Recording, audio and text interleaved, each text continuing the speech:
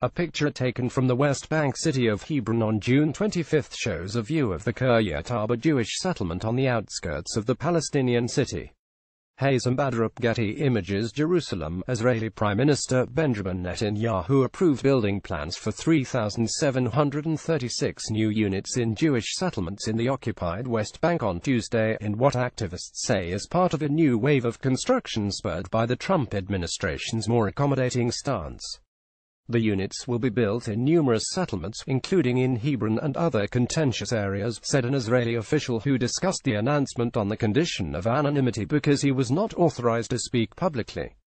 Some of the units, which include homes, communal buildings and institutions, are slated for isolated communities that sit deep inside the territory Palestinians want for a future state. Most nations consider the settlements illegal. Israel disputes that. This year is looking to maybe even be a record year, said Haggit Ofrin, director of Settlement Watch for the left-wing Peace Now organization, referring to the number of new units approved. It's without doubt due to the fact that there have been changes in the White House.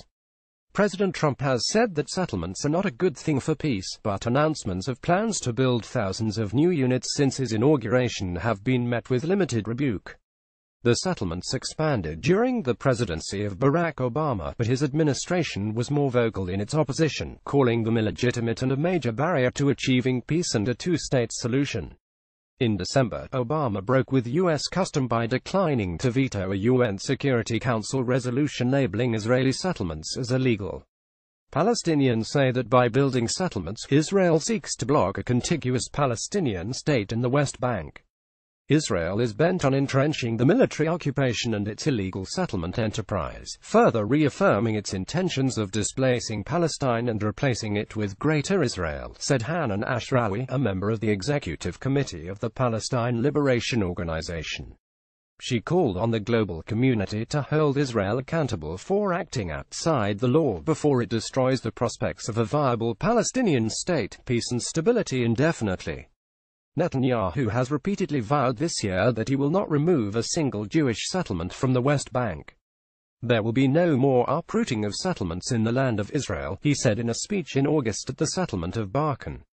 We are here to stay. About 400,000 Jews live in roughly 150 settlements in the West Bank, and an additional 200,000 Israelis live in East Jerusalem, which Palestinians want to become the capital of a future state.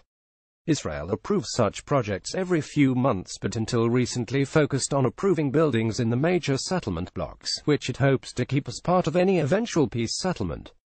Tuesday's plans include units in areas outside the blocks. Things we never saw before are now happening, Ofrin said. With Netanyahu's approval, the next stage is for the civil administration, the Israeli military authority that governs the West Bank, to give technical approval to the building plans.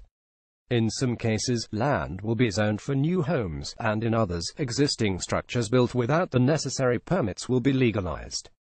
The approval process for construction in Israel's settlements in the West Bank involves several stages. Some of the units announced Tuesday were given a final level of approval from the government, others are at the first stage. In addition to the latest approval, plans for about 5,000 housing units have been advanced this year by a government committee, and an additional 3,000 tenders have been issued. Those who say this is not a significant improvement are misleading the public, the Israeli official said. There is no one who works harder for settlements than Prime Minister Benjamin Netanyahu. But settler leaders were quick to condemn the announcement, saying it was a bluff that would lead nowhere. Announcements are nice, but bricks and mortar are what is needed, said Oded Revivi, the foreign envoy for the Yesha Council, which represents Jewish settlers in the West Bank, which most Israelis refer to as Judea and Samaria. It's time to massively accelerate building across Judea and Samaria to accommodate the huge demand for housing. The era of timidly tiptoeing around with tenders has ended, he said.